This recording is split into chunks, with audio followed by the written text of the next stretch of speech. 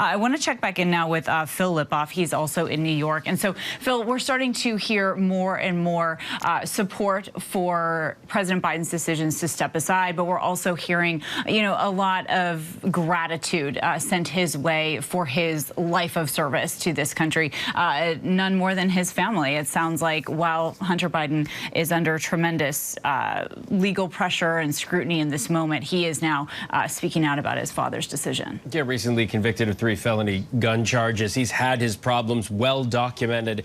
But you're right, Kana, when you talk about the word family, it's one of the words people would use to describe Joe Biden. Family means a lot to him. And of course, right after he was elected to the Senate in 1972, his wife and daughter were killed in a car crash. That's been well documented as well.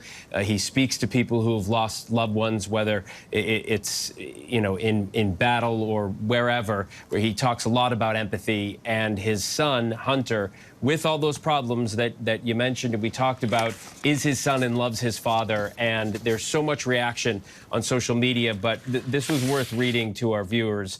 Hunter Biden says, "For my entire life, I've looked at my dad in awe. How could he suffer so much heartache and yet give so much of whatever remained of his heart to others?" I'll skip down toward the end. He talks about his unconditional love and says, "I'm so lucky every night I get to tell him that I love him and to thank him. I ask all Americans to join me tonight in doing the same. Thank you, Mr. President. I love you, Dad." And I think that echoes a lot of what we've seen, Kana, in the lead up to and the rumblings that we've heard in the Democratic Party and then the all-out asking for Joe Biden to step aside.